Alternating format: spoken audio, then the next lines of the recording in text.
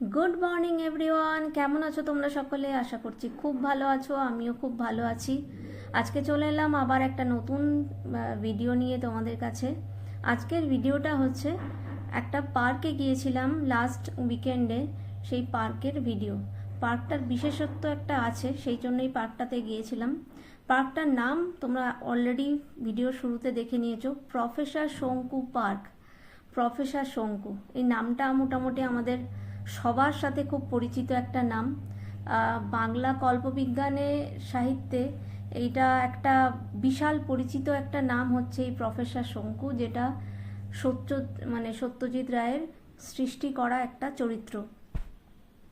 1961 সালে প্রথম সত্যজিৎ রায়ের এই সৃষ্টি করা চরিত্রের উপরে গল্প বেরোয় সন্দেশ পত্রিকাতে।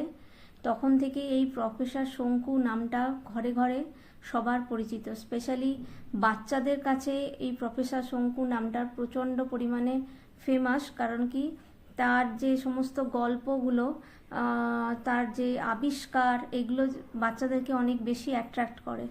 তো সেই প্রফেসর শঙ্কুকে নিয়েই একটা পার্ক আছে নিউ টাউনে, সিটি সেন্টার 2 এর ঠিক পিছনে। বিশাল বড় একটা জায়গা নিয়ে 2 একর জায়গার ওপরে এই পার্কটা আছে। যাওয়াটা ভীষণ ইজি, কারণ সিসি 2 তো সবাই মোটামুটি চেনো। সিসি 2 এর একদম পেছনেই রয়েছে এই প্রফেসর শঙ্কু পার্ক। তো এই পার্কটায় আমরা গিয়ে যখন ঢুকলাম, তখন তোমরা দেখতেই পাচ্ছ যে পার্কটা কিভাবে সুন্দর করে গুছিয়ে বাগিয়ে তৈরি করা হয়েছে। পার্কটা একদম মানে কোভিডের আগেই, এটা সত্যজিৎ রায়ের জন্মশতবার্ষিকী উপলক্ষে এটাকে তৈরি করা হয়েছিল, এবং এটা উদ্বোধন করতে এসেছিলেন সন্দীপ রায়। তো এই পার্কটায় ঢুকলেই প্রথমেই দেখো তোমরা প্রফেসর শঙ্কুর একটা বিশাল বড় মূর্তি, এবং তারই পায়ের কাছে তার পোষ্য, তার সর্বক্ষণের সঙ্গী নিউটন, তার বেড়াল, পোষা বেড়াল, তার একটা মূর্তি ওখানে রাখা আছে। আর এই যে পুরো জায়গাটা, এই পুরো জায়গাটা ওনার গিরিডির বাড়ির যে ল্যাবরেটরি ছিল, সেই ল্যাবরেটরির আদলে কিন্তু বানানো হয়েছে। ওনার যে এক্সপেরিমেন্ট করার বিভিন্ন ধরনের যন্ত্রপাতি ছিল, সেই সমস্ত কিছুর আদলে এই প্রথম জায়গাটা, মানে পার্কে ঢুকলে এন্ট্রিতে যে জায়গাটা, সেটা কিন্তু ওইভাবেই বানানো হয়েছে গিরিডির বাড়ির একদম আদলে। তারপরে এই পার্কটার মধ্যে অনেক কিছু রয়েছে। মানে পার্কের দেওয়ালে সত্যজিৎ রায়ের আঁকা যে শঙ্কুর নানা রকম গ্রাফিক্স আছে, সেইগুলোকে এখানে আঁকা হয়েছে। প্রথমে ঢুকলেই যে ডান দিকের যে দেওয়ালটা তোমাদেরকে দেখালাম, সেই দেওয়ালের মধ্যে প্রচুর প্রফেসর শঙ্কুর গ্রাফিক্স আঁকা আছে। তারপর পার্কের ভেতরে যখনই একটুখানি ঢুকবে, তখন দেখতে পাবে প্রফেসর শঙ্কুর যে একটা চশমা ছিল, একটা এক্সরে চশমা, সেই চশমাটা ওখানে খুব সুন্দর করে বানিয়ে মাটির মধ্যে রাখা আছে, মানে একদম বাগানের মধ্যে রাখা আছে ওটা। আর সবথেকে বেস্ট পার্ট হচ্ছে বাগানটা। আর বর্ষাকাল তো এত সুন্দর সবুজ হয়ে আছে, আর প্রচুর ফুলও আছে। সব মিলিয়ে বাগানটা তো ভীষণই মনোরম একটা পরিবেশ তৈরি করেছে।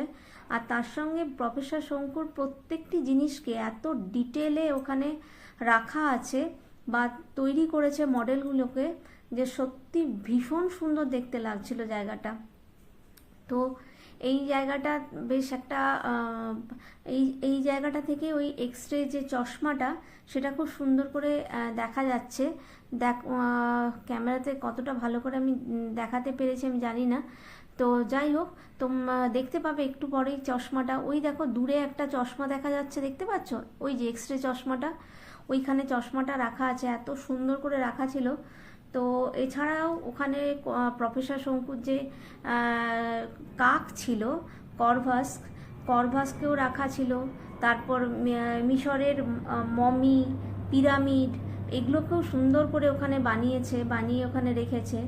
তারপর বোমযাত্রীর ডায়েরিতে যে সৌরজগতের মডেলের কথা উল্লেখ করা আছে, সেই সৌরজগতের মডেল, মানে সোলার যে মডেলগুলো, সেগুলো রাখা আছে। এই যে দেখো এখানে প্রচুর পিরামিড, মমি, সবই রাখা আছে। তারপর সত্যজিৎ রায়ের আঁকা যে সমস্ত এলিয়েন্সদের যে সমস্ত ছবি আছে, সেই সমস্ত ছবির আদলে মডেল বানিয়ে এখানে রাখা আছে এই পার্কটার মধ্যে। আর এইখানে এই দেওয়ালের মধ্যে এই যে জায়গাটা, এটা খুব সুন্দর করে মানে প্রফেসর শঙ্কু আর তার নিউটনের একটা সুন্দর মানে ছবি। এই যে দেখো সেই এক্সরে চশমা। আচ্ছা, যেটা বলছিলাম, ওখানে একটা দেওয়ালে সুন্দর করে প্রফেসর শঙ্কু আর তার পোষ্য নিউটনের একটা সুন্দর ছবি ওখানে ড্র করা আছে। তো আর বৃষ্টি পড়ছিল বলে বসা যাচ্ছিল না, বাট যদি শীতকালে বা গ্রীষ্মকালে কেউ যাও না, এই পার্কটায় সুন্দর সন্ধ্যের দিকে বসে টাইম কাটাতে পারবে। এই হচ্ছে সেই প্রফেসর শঙ্কুর কাকটাকেও এখানে খুব সুন্দর করে বানিয়েছে। মানে এখানে খাঁচাটা যেটা বানিয়েছে, খাঁচাটার শেপটাও এত সুন্দর লাগছে। সব মিলিয়ে দারুণ জায়গা একটা। কেউ যদি যাও, আধ ঘন্টা থেকে 1 ঘন্টা তো আরামসে সুন্দর সুন্দর সময় কেটে যাবে। এবং এখানে মানে ক্যাফেটেরিয়াও আছে, যদিও সেদিন যখন আমরা গিয়েছিলাম সব বন্ধ ছিল। ক্যাফেটেরিয়া লেখা ছিল, দেখেছিলাম। এই যে দেখো এলিয়েনদের মানে মডেলগুলোকে বানিয়েছে এখানে সুন্দর করে। আর ওই সামনে দেখো পিরামিড দেখা যাচ্ছে। মানে ভীষণ সুন্দর করে বানানো হয়েছে পুরো জায়গাটা। মানে ভিডিওটা আমি প্রথমে মুখে তোমাদেরকে বলে দিলাম কি কি আছে, ভিডিওটা তোমরা কন্টিনিউ করলে তোমরা বুঝতে পারবে স্টেপ বাই স্টেপ যে কি কি আছে না আছে। তো তারপরে মানে মিশরের মমি আর পিরামিড বানিয়েছে বলে ওই খেজুর গাছের মতো খুব সুন্দর করে পাম ট্রিগুলোকে লাগিয়ে রেখেছে, খেজুর গাছও লাগিয়ে রেখেছে। মানে একটা বেশ ওই ইজিপ্টের একটা মানে কি বলবো ফিল দেওয়ার জন্য খুব সুন্দর করে বানিয়েছে। এই যে দেখো মিশরের মমি। তো সব মিলিয়ে না জায়গাটা ভীষণই ভালো লেগেছে আমার, তো প্রচণ্ড ভালো লাগলো জায়গাটা দেখে। আর এত বড় জায়গা আর সবুজে এত গ্রিনারি, সব থেকে বড় কথা এত গ্রিনারি। মানে কলকাতা শহরে বসে এরকম গ্রিনারি দেখতে পাওয়াটা ভাগ্যের ব্যাপার। তো সেই রকম এত গ্রিনারির মাঝখানে প্রফেসর শঙ্কুর পুরো কাহিনীকে এত সুন্দর করে ইলাবোরেট করে এখানে বলা আছে যে ভীষণ ভালো লাগছিল সত্যি কথা। তো কেউ যদি না গিয়ে থাকো তাহলে অবশ্যই একবার পার্কটাতে যেতে পারো। আমার মনে হয় নো ডাউট প্রত্যেকের ভালো লাগবে পার্কটা। এবং সবার শেষে ওই যে দূরে যেখানে দেখালাম যে প্রফেসর শঙ্কু এবং নিউটনের একটা ছবি আঁকা আছে, ওটা ক্রস করে ভেতরে ঢুকলে না অনেক দেওয়ালের মধ্যে অনেক সত্যজিৎ রায়ের আঁকা কিছু ছবিকে ওরা মানে ওখানে শিল্পীরা নিজেরা ড্র করেছে দেওয়ালে, এবং খুব সুন্দর করে ড্র করেছে। আর এখানগুলো দেখো কি সুন্দর লাগছে জায়গাগুলো। মানে বললাম না সব দিক থেকে দারুণ জায়গাটা।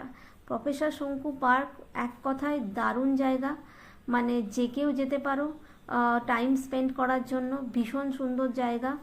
আর এই যে দেখো দূরে ওই যে দেওয়ালটায় দেখা যাচ্ছে যে ছবিগুলো আঁকা আছে, ওই ছবিগুলো সব এত নিখুঁতভাবে বানানো হয়েছে ছবিগুলো যে কেউ মানে মানে সবাই মুগ্ধ হয়ে দেখবে, এইটাই হচ্ছে মোদ্দা কথা।